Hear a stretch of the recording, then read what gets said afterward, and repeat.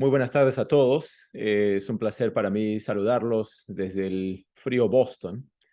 El día de hoy he sido invitado am, por el grupo a presentar en inhibidores de BTK en el manejo de pacientes con leucemia linfocítica crónica y macromonema de Waldenström's.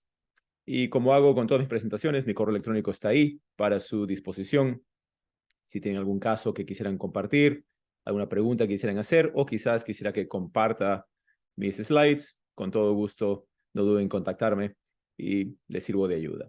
Entonces, por los siguientes 30 minutos vamos a hablar acerca de la data que apoya el uso de estos nuevos inhibidores de BTK en pacientes con LLC y con Waldenström's. Antes de comenzar, quiero dejar ahí mis conflictos de interés durante unos segundos. Pasemos a hablar primero acerca de LLC. Eh, quiero comenzar la presentación presentando las nuevas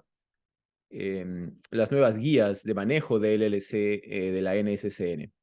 Como ustedes saben, la NSCN es un consorcio de los 25 institutos de cáncer más grandes de los Estados Unidos y regularmente, entre 3 o 4 veces al año, dan guías del manejo de ese tipo de condiciones, simplemente para dar una idea a la gente de fuera de cómo se manejan estos tratamientos ahora en los Estados Unidos.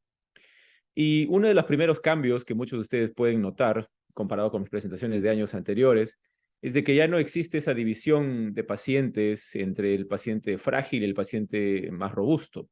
Eso se ha eliminado totalmente, número uno. Y número dos, muchos de los tratamientos con quimioinmunoterapia han sido relegados a otros tratamientos recomendados o útiles en ciertas circunstancias, pero no son tratamientos preferidos en pacientes con LC en los Estados Unidos, por lo menos. Entonces, comparado con las gráficas de años pasados, aquí he colocado en recuadros rojos, eh, los diferentes inhibidores BTK que ahora se utilizan en los Estados Unidos, y como pueden ver, la gran mayoría de las líneas, sea primera línea o segunda línea o tercera línea inclusive, está bastante populado aquí, poblado por inhibidores BTK. Entonces, en los regímenes preferidos tenemos ahora acalabrutinib con o sin obinutuzumab como categoría 1 y zanubrutinib como categoría 1. Para recordarles, categoría 1 significa que hay un beneficio claro clínicamente hablando y que está demostrado por una serie de estudios prospectivos randomizados. En ibrutinib nada ha sido relegado a un régimen recomendado, otro régimen recomendado. Ibrutinib todavía mantiene la categoría 1 como agente solo, y en combinación con obinutuzumab, rituximab y venetoclax como categoría 2B. Categoría 2B significa que lo más probable es que sea beneficioso, pero no está apoyado por estudios prospectivos de muy alta calidad. Eso es lo que categoría 2B significa. Para el manejo de pacientes en segunda y tercera línea, los regímenes preferidos, si es que el paciente no ha recibido todavía un inhibidor de BTK, está acalabrutinib como agente solo y zanubrutinib como agente solo categoría 1, basado en el estudio de Alpine, que ya se ha hablado previamente. Vamos a mencionarlo muy brevemente también el día de hoy. Y como un régimen recomendado, otro régimen recomendado está ibrutinib categoría 1 en relapsados. Entonces, varios cambios, ¿no? Quimioterapia mucho menos importante ahora para LC en los Estados Unidos. Ibrutinib relegado a ya no ser un tratamiento preferido, aunque algunas veces mantiene categoría 1. Y ahora acalabrutinib y zanubrutinib como categoría 1, tratamientos preferidos en pacientes con LLC, sin importar la edad o las comorbilidades del paciente. El segundo grupo de interés es el grupo en el cual tiene deleciones 17P o mutaciones en DP53. Y bueno, en este grupo ya desde hace años no se había incluido quimioterapia, y ahora ibrutinib se ha pasado a otros regímenes recomendados, mientras que acalabrutinib con o sin obinutuzumab y zanubrutinib están como preferidos en terapia de primera línea, y también en terapia de segunda línea, acalabrutinib solo y zanubrutinib solo, mientras ibrutinib está en otros regímenes recomendados también. En este grupo también pueden ver inhibidor de PI3K y inmunomoduladores y alemtuzumab, ¿no? Muy bien. Entonces vamos a comenzar primero con el estudio que puso a ibrutinib en el mapa, ¿no? Este fue el estudio que compara 136 pacientes en ibrutinib contra 133 pacientes en clorambucil, estos en pacientes en primera línea.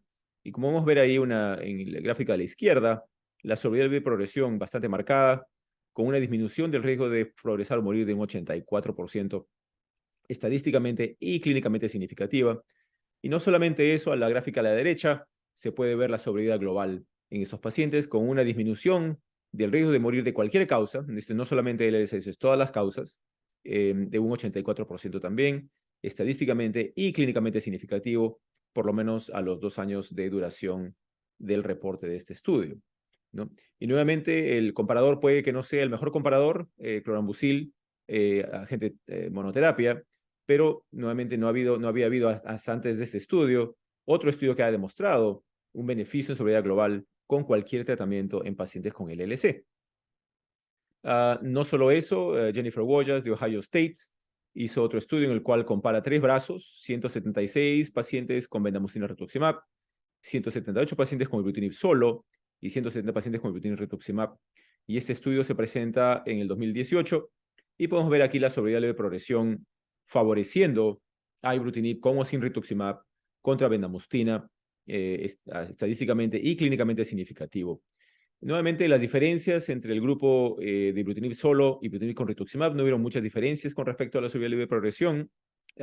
Quizás la única diferencia fue de que el grupo con rituximab obtuvo un tiempo de respuesta un poco más rápido con la adición de rituximab contra ibrutinib, pero la tasa de respuestas y así como la sobrevida de progresión, como pueden ver ustedes aquí, no hubieron mayores diferencias entre los dos grupos.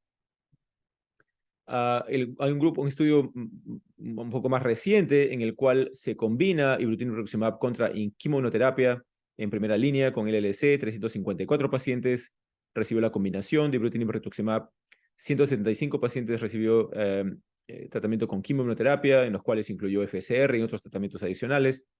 Y podemos ver aquí nuevamente que hay una diferencia a los 3 años en sobrevida de progresión, que fue estadísticamente significativo, una disminución del riesgo de progresión y mortalidad en un 65%. Y a la derecha vemos a los 3 años también una diferencia en sobrevida global. Esto es bastante importante porque estamos tratando a estos pacientes con la quimioterapia, que es el estándar, ¿no? en los Estados Unidos, y demostrando de que hay un beneficio del uso de inhibidores BTK en estos pacientes con una disminución del riesgo de muerte por un 84% estadísticamente significativo.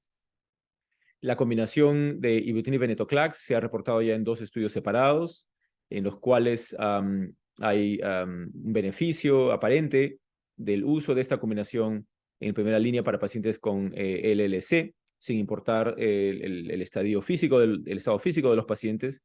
Podemos ver cómo a los 3 ciclos con ibrutinib monoterapia hay una buena respuesta, pero no hay todavía enfermedad residual negativa, la cual comienza a verse después de los 3 ciclos de venetoclax.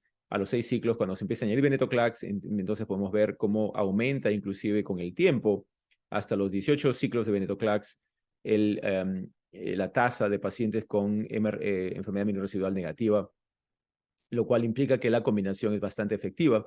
Esta combinación no está aprobada en los Estados Unidos, pero está aprobada en Europa para pacientes que no son candidatos para quimioterapia, que todavía en Europa continúa siendo uno de los tratamientos principales. Y podemos ver aquí la sobrevida libre de progresión a los 3 años, muy por encima del 90%, mientras que la sobrevida global a los 3 años es muy por encima del 95%.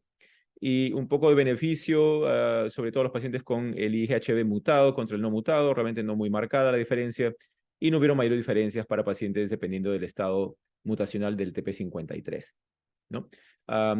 Todavía no se ha aprobado esta combinación en los Estados Unidos, como mencionaba previamente, pero está bajo evaluación para la aprobación. Tenemos acá acalabrutinib con obinutuzumab, y nuevamente en este estudio el ELEVATE-TN. También se usó una combinación de acalabrutinib solo, que es la línea azul, contra acalabrutinib obinutuzumab, que es la línea gris, y la línea roja, que es obinutuzumab con clorambucil. Nuevamente quizás no el mejor comparador, pero nuevamente vemos una diferencia favoreciendo los grupos que recibieron inhibidores BTK en este estudio. Fueron 179 pacientes aproximadamente por grupo. Y vemos aquí cómo las respuestas son bastante más profundas cuando se utiliza acalabrutinib como obinutuzumab con una respuesta del 80%, 94% de respuesta, con aproximadamente un 13-14% de respuesta completa, ¿no? Comparado con acalabrutinib solo, en el cual no hubieron respuestas completas, y en el cual en obituzumab con obinutuzumab que hubieron realmente 79% de respuestas completas. Más recientemente han habido estudios comparativos que me parece a mí que nos han enseñado bastante, comparando los nuevos inhibidores BTK contra ibrutinib, que es el inhibidor BTK de primera generación. Este estudio fue en previamente tratados, esto no es primera línea, y podemos ver aquí cómo en las curvas de sobrevivencia de progresión, por lo menos a la izquierda, realmente no hubieron mayores diferencias entre los dos grupos. Esta es una mediana de seguimiento de aproximadamente 3 años, y la sobrevida libre de progresión fue 38 meses en los dos grupos, bastante superimpuestos las curvas, de manera que no hay una diferencia estadística significativa en estos pacientes. Donde sí se vio una pequeña diferencia fue en las tasas de fibrilación auricular, y como vemos aquí a los 3 años, ibrutinib un riesgo mayor al 18% contra un 9% de acalabrutinib, e hipertensión también a los 3 años mayor a casi un 25% con ibrutinib, comparado con menos del 10% con acalabrutinib. Este estudio se acaba de publicar recientemente. Mi colega Jennifer Brown de Dana-Farber fue la que lideró este estudio, el estudio Alpine, comparando zanubrutinib contra ibrutinib, 327 pacientes con zanubrutinib, 325 con ibrutinib, y esto es pacientes relapsados también. Y vemos aquí a los 24 meses una diferencia, y esto fue bastante sorpresivo para muchos, una diferencia en favor de zanubrutinib a un 78%, pacientes libres de progresión a 2 años, comparado con un 66%, que es estadísticamente significativo. Incluidos los pacientes, removiendo y solamente seleccionando los pacientes con deleción de ICTP o mutación de TP53, también a los 2 años, la sobrevida de progresión fue de 73% pacientes con zanubrutinib contra un 55% pacientes con ibrutinib, y esta diferencia también es estadísticamente significativa, disminuyendo el riesgo de progresión o muerte casi un 50% utilizando zanubrutinib en lugar de utilizar ibrutinib. La sobrevida global realmente no hubieron mayores diferencias en las dos curvas. Quizás se empieza a ver una separación a los 2 años. Habrá que seguir, seguir estos pacientes y ver si hay una diferencia al final del análisis. Pero este estudio fue lo suficientemente fuerte como para que el comité de LLC de la NCCN entonces incluya a zanubrutinib ahora como categoría 1, y nuevamente ibrutinib pasa entonces a un segundo plano. Todavía se puede utilizar, obviamente, pero es inferior a zanubrutinib basado en el estudio de Alpine. Revisando nuevamente las toxicidades, que es bastante importante familiarizarnos con esto. El riesgo de fibrilación auricular, nuevamente mayor con ibrutinib, que es la línea azul, aproximadamente un 20% a 3 años, comparado con casi un 7% a 3 años de zanubrutinib. Neutropenia, que en el estudio de Aspen, que vamos a ver un poco después, se ve con más frecuencia con zanubrutinib, no se ve muy frecuente aquí en este estudio. El riesgo de infecciones grado 3, también no hubieron mayores diferencias, y el riesgo de hipertensión tampoco hubieron mayores diferencias. En todo caso, me parece a mí que el punto principal de escoger zanubrutinib sobre ibrutinib es las tasas más bajas de fibrilación auricular. Nuevamente, ibrutinib es una dosis al día. Zanubrutinib puede darse como dos diferentes dosis, una dosis de 160 miligramos 2 veces al día, que son 2 pastillas 2 veces al día, o 4 pastillas 1 vez al día, ¿no? Las dos se pueden utilizar, las dos formas están aprobadas en los Estados Unidos y se pueden utilizar de manera indistinta, y no hay data hasta ahora que favorezca un dosaje sobre el otro. Nuevamente, zanubrutinib hizo un estudio en primera línea de zanubrutinib en pacientes con lesión de ICTP, y nuevamente una respuesta global de un 95%, con respuestas completas de prácticamente un 4%, y una sobrevida de progresión a los 18 meses casi 90%, que son, comparado con la data existente histórica de FCR o VENDA-R, mucho más beneficioso utilizar zanubrutinib en estos pacientes.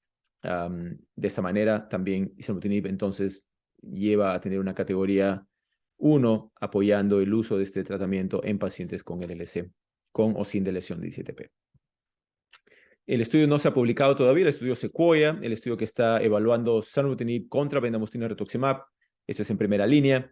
Esto se presentó Constantine Tam del Peter McCallum Center de Australia. Presentó este estudio en ASH de 2021. Estamos esperando todavía el manuscrito, pero se ve aquí que hay una diferencia en la sobrevida libre de progresión a los 24 meses de aproximadamente 85% contra un 70%, lo cual es estadísticamente significativo, de manera que esto demuestra nuevamente cómo Zanubrutinib no solamente es más potente que quimioterapia, también parece más potente que ibrutinib propiamente dicho, y en estos momentos se ha colocado como uno de los tratamientos inmunidad BTK de mayor preferencia, por lo menos en los Estados Unidos.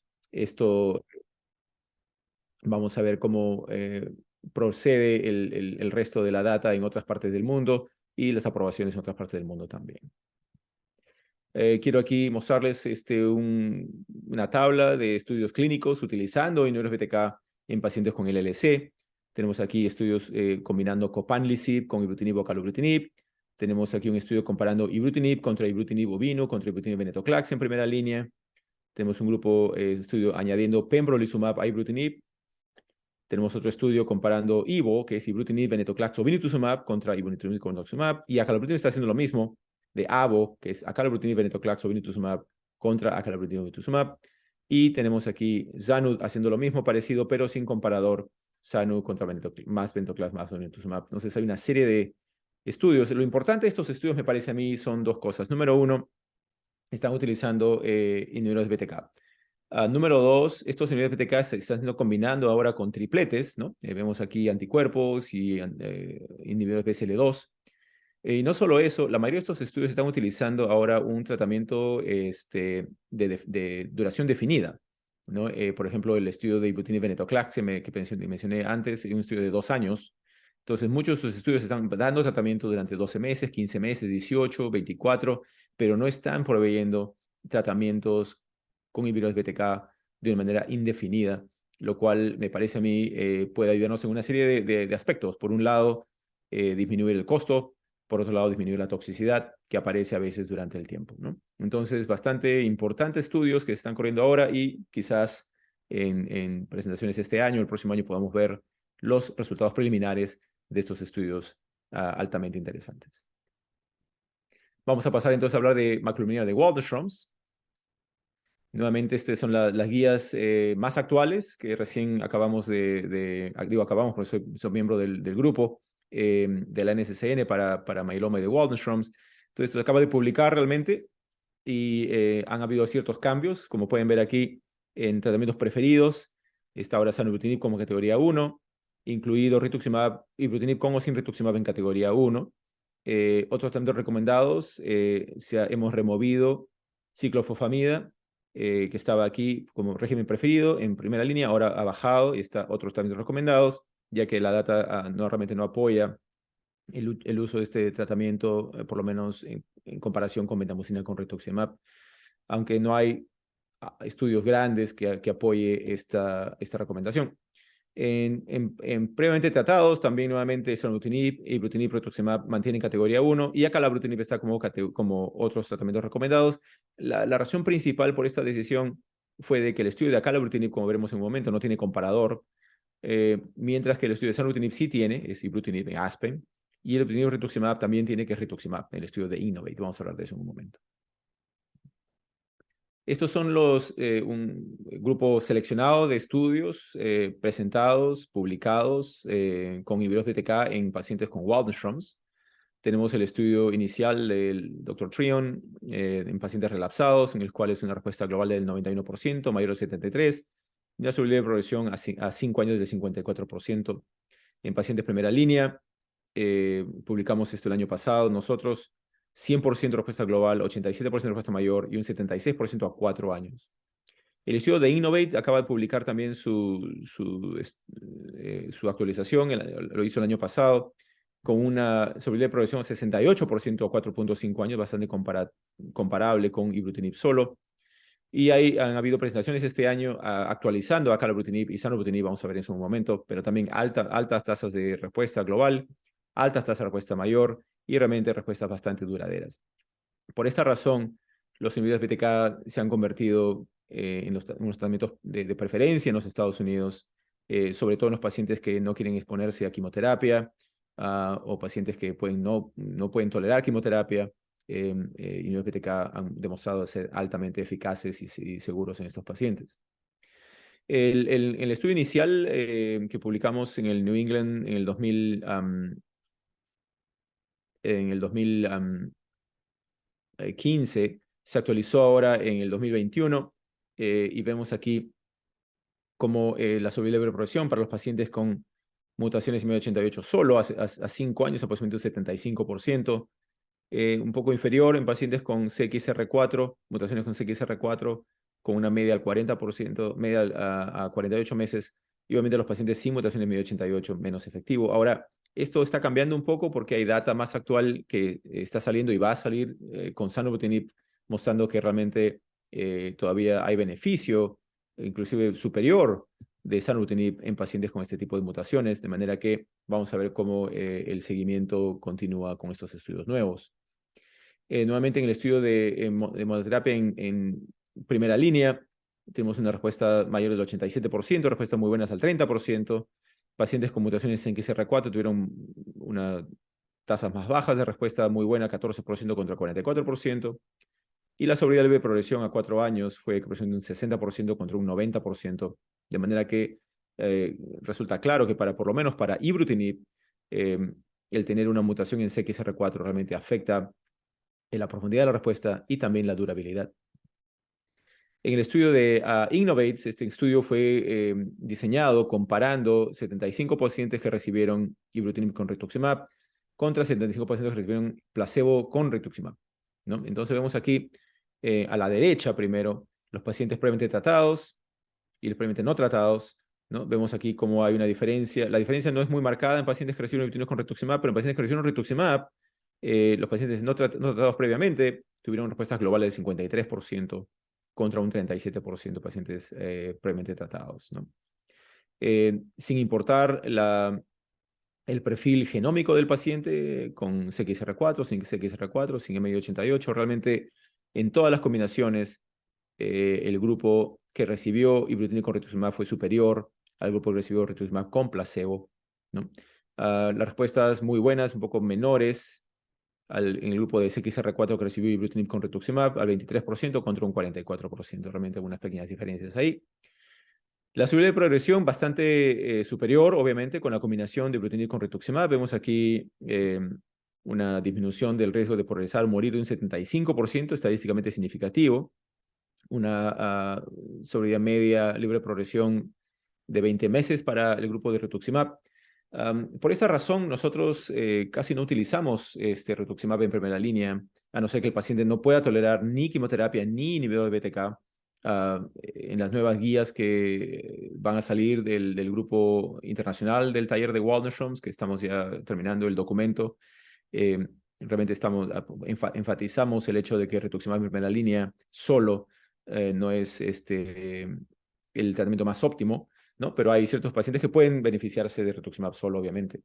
Y nuevamente, ustedes ya saben mis opiniones al respecto de este estudio. Hubiera sido ideal tener una rama de ibrutinib solo, ¿no? Un grupo de ibrutinib solo o ibrutinib con placebo para poder diferenciar un poco el grupo de rituximab al que se beneficia de añadir rituximab a ibrutinib. Pero en estos momentos no hay esa data, así que no tenemos la respuesta a esa pregunta. El grupo de acalabrutinib, este es un estudio europeo principalmente, nuevamente no hubo single arm, ¿no? O brazo solo, no hubo comparativo. Y tenemos aquí a la derecha, perdón, a la izquierda las respuestas, altas respuestas globales, altas respuestas mayores. A la derecha, esta fue presentado en IJA el año pasado, el doctor Roger Owen de Leeds presentó la actualización y podemos ver a los 66 meses de seguimiento como la sobrevida de progresión media en pacientes no tratados, solo 14 pacientes, no es mucho el grupo, 84%, mientras que la sobrevida media fue un 68 meses en pacientes previamente tratados. La durabilidad de las respuestas con estos tratamientos, mientras sean indefinidos y el paciente continúe tomando el tratamiento, son bastante prolongadas. Y este es el estudio de Aspen al cual yo aludía previamente, en el cual 99 pacientes con ibrutinib contra 102 pacientes con zanubrutinib. El estudio fue diseñado para demostrar que zanubrutinib tenía una respuesta muy buena, una tasa de respuesta muy buena mayor que ibrutinib. Y en este estudio fue un 28% contra un 19%. Esta diferencia no fue estadísticamente significativa y por esa razón el estudio es un estudio negativo. Cuando se publica este estudio en el 2020, realmente no hubieron diferencias en sobrevida libre de progresión, y donde sí se vio la diferencia fue en fibrilación auricular, ¿no? En el cual hubo una tasa más alta con ibrutinib comparado con una tasa más baja de zanubrutinib a 18 meses de un 15% contra un 3%, pero hubo más neutropenia con zanubrutinib comparado con ibrutinib, aproximadamente un 30% contra un 15%, lo cual no se vio en el estudio de Alpine. Este es seguimiento a largo plazo que presentó Konstantin Tam en ASCO del 2022. Hay una profundización de la respuesta, 36% ahora con Sanu, respuesta muy buena, contra 25% de ibrutinib. Y se ve una pequeña separación ahora en sobrevida de progresión a 42 meses, ¿no? Esta diferencia todavía no es estadísticamente significativa. Y con respecto a la toxicidad, se ve más fibrilación auricular, más hipertensión, más sangrado y más infecciones con ibrutinib, y no hay mayores diferencias con respecto a neutropenia, ¿no? Entonces, basado en esto, zanubrutinib también se ha convertido ahora en uno de los tratamientos preferenciales para Waldenström's en los Estados Unidos, debido a que tiene un efecto que puede ser superior, pero hay menor toxicidad. Ahora, con esto no quiero decir que no hay toxicidad con zanubrutinib. Todavía nosotros tenemos pacientes a los cuales hay que reducir la dosis de zanubrutinib, a los cuales hemos cambiado de zanubrutinib a Acala o de Sanu a ibrutinib, inclusive por razones de toxicidad. De manera que estamos comenzando ahora a utilizar más zanubrutinib, y yo lo uso más ahora en mi clínica, pero siempre pendiente de la toxicidad para poder evaluar al paciente y recomendar lo mejor para el paciente. Presentamos ahora en ASH la combinación de ibrutinib y venetoclax basada en la previa experiencia con LLC, y tuvimos también una buena impresión de esta combinación con un 40% de respuestas muy buenas, que fue el objetivo del estudio, de manera que este es un estudio positivo. El problema fue de que hubieron 4 pacientes que desarrollaron arritmias ventriculares, y el tratamiento se tuvo que detener un poco antes de lo planeado, pero estamos ahora analizando la data y se ve realmente que hay una amplia respuesta, es bastante efectivo la combinación, de manera que estamos ya planeando un estudio de pirtobrutinib con venetoclax para pacientes con Waldenström's que va a abrir en los próximos meses. Estamos ya terminando ahora este manuscrito y que se lo debemos estar, ya estamos probablemente enviando para revisión dentro de un par de semanas. Esta es una tabla de estudios clínicos seleccionados con inhibidores BTK, y nuevamente vemos combinación de inhibidores BTK con inhibidores de proteasomas, tenemos con quimioterapia, ¿no? Y nuevamente estamos tratando de ver si hay estudios que van a reducir el número de meses de exposición a tratamiento, ¿no? Por ejemplo, este estudio de acalabrutinib con bendamustine rituximab es un año de acalabrutinib nada más. Y en ASH se presentó resultados preliminares en los cuales 8 de los 10 primeros pacientes recibieron una respuesta muy buena, 80% de respuesta muy buena, que me parece a mí que es bastante interesante. Ahora, muchos de ustedes saben que estos inhibidores de covalentes de BTK se pueden desarrollar resistencia, específicamente debido al desarrollo de mutaciones en BTK, en 481 en otros lugares. Y ahora hay un grupo de tratamientos llamados inhibidores BTK no covalentes, de los cuales pirtobrutinib es el más avanzado. Esto se publicó hace un par de años, Anthony Mato. Vemos aquí como el beneficio en LLC, el beneficio en Waldenström's, bastante marcado, específicamente los pacientes de las barras azul oscuro, que son los pacientes que ya estaban progresando en el inhibidor de BTK previo y ahora estaban respondiendo al inhibidor de BTK nuevo. La doctora Palomba de Sloan Kettering presentó en ASH esta data, pirtobrutinib, específicamente pacientes con Waldenström's, en los cuales vemos que realmente sin importar la edad, el sexo del paciente, incluido el genotipo de medio de 88, y si ha sido expuesto previamente a inhibidor de BTK covalente o no, el beneficio fue bastante similar en diferentes subgrupos. El único problema fue la sobrevida de progresión, 57% a 18 meses, ¿no? Entonces, con una media estimada al 19 meses, es bastante un poco corto, ¿no? Pero la toxicidad se ve bastante manejable. Fibrilación auricular al 1%, grado 3, 3% cualquier grado, hemorragia mucho más manejable también que los previos, e hipertensión también. De manera que me parece que más data se necesita con pirtobrutinib, y ahora vamos a combinarlo y vamos a ver cómo funcionan estos tratamientos en el futuro. Entonces, para concluir, los inhibidores BTK covalentes actualmente son efectivos en pacientes con LLC y con Waldenström's. Ahora hay que balancear el hecho de que son orales, que actúan rápido, que las respuestas son duraderas y las sobrevida son prolongadas. Hay que balancearlo contra el hecho de que las terapias son indefinidas y hay efectos adversos a los cuales hay que acostumbrarse, como específicamente los adversos cardíacos, hipertensión, fibrilación auricular y otros. Regímenes ahora que están conteniendo inhibidores BTK, que son duración fija, y los nuevos inhibidores de no covalentes están en desarrollo clínico y realmente de alto interés para el futuro de estos pacientes. Y con eso, muchas gracias por su atención.